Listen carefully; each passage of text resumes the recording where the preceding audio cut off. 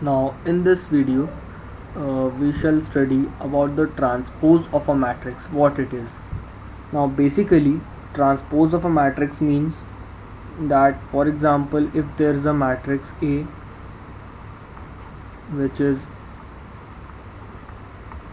Ij and with the order m cross n, so the transpose of the matrix A will be, that is, it is represented by A dash, or we can also say it to be AT, and then it will be A Ji, that is the reverse of that, and the order will also be reversed, that is n into m. Now to give you an example, I'll take, let's just take, there's a matrix A with 2 0 3 5. So and now the transpose of matrix A, that is A dash, will be the row, the first row will be made to be the first column.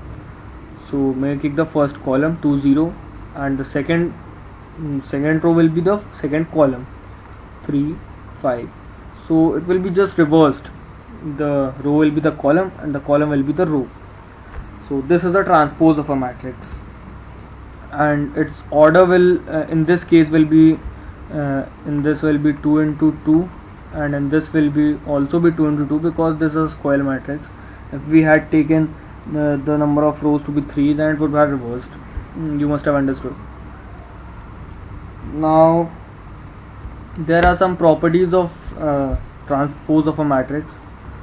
Let's take them, their properties. The first property is that the transpose of A dash itself will be A. That means the double transpose of A will be A itself. And the second will be that any if we multiply a scalar quantity to matrix, and then we take the transpose of it, it will be same as taking the transpose of the matrix first and then multiplying with the scalar. And the third property is, if we add two matrices and then take the transpose of it, it will be same as taking the transpose of the individual matrices first and then adding them. The fourth property, if we multiply A into B and then take the whole transpose, then it will be transpose of the second matrix into the first matrix. So this is an important one, you should remember this. So we'll see in the next video.